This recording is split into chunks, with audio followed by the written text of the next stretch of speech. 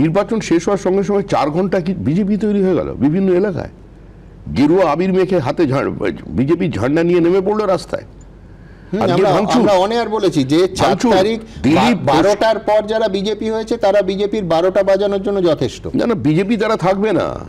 হ্যাঁ, আমরা দলের প্রত্যেকটা ইউনিটকে আমরা বলে দিয়েছি যে বিজেপিতে এখন কোনো যোগদান নেই।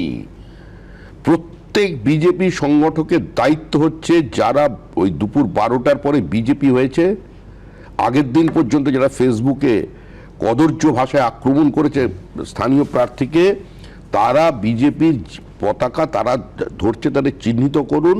আর যদি না পারেন পার্টি আপনাদের পদ থেকে সরিয়ে দেবে। সে পার্টির বিধায়কও হতে পারে। বিধায়কও যদি এই কাজ করে, মনে রাখবেন পার্টির ওপরে কেউ নেই, পার্টির সিদ্ধান্তই চূড়ান্ত সিদ্ধান্ত। আমরা চাই পশ্চিমবঙ্গে বিজেপির সরকার তৈরি না হোক, পশ্চিমবঙ্গ রাজ্য সরকার তৈরি হোক। কিন্তু তার সঙ্গে মনে রাখতে হবে বহু মানুষের ত্যাগ, তিতিক্ষা, বলিদান এর কারণে দল আজকে এখানে এসেছে। এ কোনো ঝড়ে আসেনি, কোনো ব্যক্তির কৃতিত্বে আজকে দল এখানে নেই।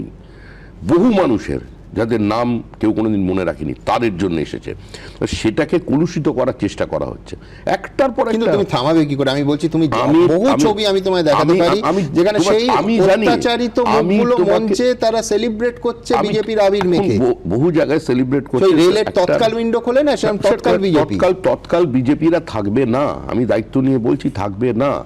এই তৎকাল বিজেপিকে কেউ যদি সমর্থন করে তাকে বিজেপির বাইরে চলে যেতে হবে। আমি সভাপতির দায়িত্ব নিয়ে বলছি তাকে আমি দল থেকে সাসপেন্ড করব। আমি সাংবাদিকদেরও বলেছি এরকম দৃশ্য যদি দেখাতে পারেন যে দলের প্রার্থী ছিল বিধানসভায়, এমনকি বিধায়কও যদি এই কাজ করে, তাহলেও দলের শৃঙ্খলা রক্ষা কমিটি তার বিরুদ্ধে ব্যবস্থা নেবে। এবং যারা এই কাজ করেছে, আর আমাদের কাছে খবর আছে যারা এই কাজ করেছে, তাদের বিরুদ্ধে ব্যবস্থা নেওয়া হচ্ছে।